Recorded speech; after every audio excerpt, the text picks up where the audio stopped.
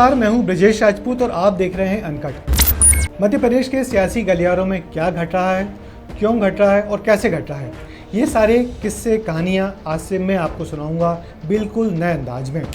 मध्य प्रदेश में विधानसभा चुनाव से पहले क्या है जनता का मूड और क्यों एमपी अजब है, क्यों एमपी गजब है, अब आप देखेंगे एमपी की बात मेरे साथ यानी ब्रजेश राजपूत के साथ। सबसे पहले हम बात शुरू करते हैं गुना इनकाउंटर की। आज सुबह सुबह गुना में फिर एक इनकाउंटर हो गया, यानी कि अब तक 3।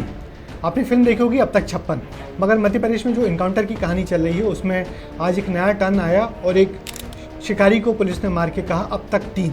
दरअसल ये सारे वो शिकारी हैं जिन्होंने कुछ दिनों पहले पुलिस पर फायर करके 3 पुलिस वालों की जान दी थी। और मध्य प्रदेश के मुख्यमंत्री से लेकर गृह मंत्री तक ने कहा था कि अपराधियों के खिलाफ ऐसा कुछ किया जाएगा कि नज़ीर बनेगी।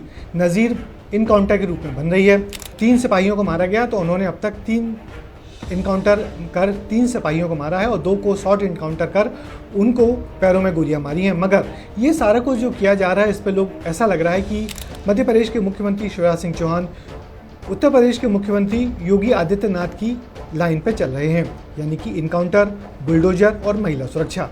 जिस तरीके से गुना में एक शॉर्ट इनकाउंटर हुआ उसको देख के लोगों को उज्जैन में जो पकड़ाया था कानपुर का गैंगस्टर विकास दुबे की याद आ गई, क्योंकि जब उसको लेके यूपी पुलिस गई थी तो कानपुर के पहले कोर्ट में पेश करने के पहले उसकी गाड़ी गिरी और उसका इनकाउंटर किया गया। ठीक वैसा ही मध्य प्रदेश के गुना में भी हुआ। जिन 2 शिकारियों को पकड़ा गया उनकी गाड़ी भी खाली सड़क पे गड्ढे में गिर गई और उन 2 शिकारी यानी कि जो अपराधी भी थे, पुलिस को गोली चलाने के अपराधी थे, उनको पैर में गोली मारी गई और कहा कि शॉर्ट इनकाउंटर है। तो लोगों को फिर एक बार उत्तर प्रदेश का विकास दुबे और योगी आदित्यनाथ ही याद आए। इसके पहले मध्य प्रदेश में बुलडोजर की धमक थी। मध्य प्रदेश के खरगोन में पिछले हफ्ते के कुछ दिनों और पहले तक खरगोन में दंगा हुआ। खरगोन में रामनवमी के जुलूस से पथराव होता है, सांप्रदायिक हिंसा फैलती है और सांप्रदायिक हिंसा फैलने में जिसमें एसपी को गोली लगती है, टीआई घायल होता है और उसके बाद कार्यवाहियाँ पुलिस करती है। मगर ठीक अगले दिन वहाँ भी जो अपराधी थे, आरोपी थे, उनके घर पर बुलडोजर चल जाते हैं। फिर लगा कि ये तो फिर वही बुलडोजर वाला तरीका है, यानी कि यूपी का तरीका है, योगी आदित्यनाथ का तरीका है। तो इस तरीके से लोग सोच रहे हैं कि मध्य प्रदेश के मुख्यमंत्री शिवराज सिंह चौहान जो नए रूप में कांग्रेस की सरकार गिराने के बाद अब जिस नए तरीके से सामने आए हैं, क्या वो योगी आदित्यनाथ को कॉपी कर रहे हैं क्या? क्योंकि जब उन्होंने शुरुआती उनके जो बयान थे, मैं गड़ा दूंगा, मैं गड्ढा खोद के गाड़ दूंगा, मैं उड़ा दूंगा, कोई नहीं बचेगा, माफिया नहीं बचेगा, इसको गड़ा दूंगा, उसको गड़ा दूंगा, वो इस टाइप के जब बयान दे रहे थे जो उनकी छवि से कहीं से मेल नहीं खा रहे थे, तो लोगों को लगा कि अच्छे भले शिवराज को ये हो क्या गया। शिवराज तो एक आम फहम सहज सरल व्यक्ति थे, मगर अपने नए रूप में क्यों ऐसी बहकी और सख्त बातें कर रहे हैं।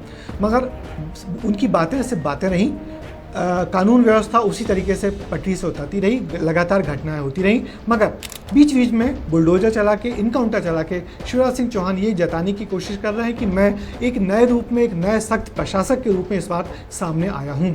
तो निश्चित ही ये शिवराज सिंह का एक नया रूप है जिस पर देखना है जनता कितनी मोहित होती है। और योगी का जो बुलडोजर और इसके अलावा इनकाउंटर के अलावा एक चीज़ जो यूपी के चुनाव में और योगी को जिसको वोट दिलवाया वो था नारी सुरक्षा, महिलाओं को लेके एक सुरक्षा का भाव। तो मध्य प्रदेश के मुख्यमंत्री शिवराज सिंह चौहान इस मामले में तो पहले से ही एक्सपर्ट हैं और उन्होंने अपने पहले कार्यकाल से ही लाडली लक्ष्मी योजना चलाई, छोटी छोटी बच्चियों के विकास के लिए बात की।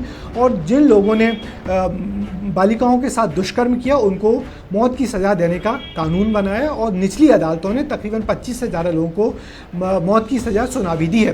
तो बालिका सुरक्षा, वहाँ महिला सुरक्षा की बात की जाती है उत्तर प्रदेश में, तो मध्य प्रदेश में बालिका सुरक्षा की बात की जाती है।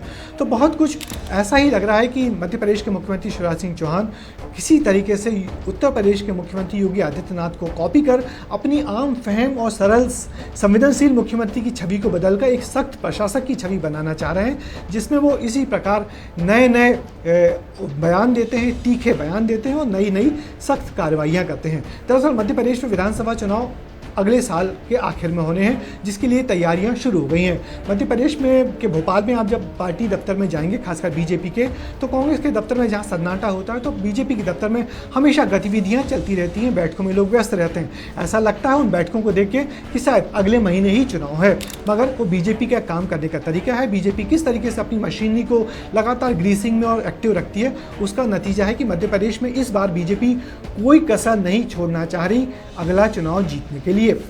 तो ये थी इस बार की सियासी हलचलें और कुछ बातें जो मैंने आपको बताई।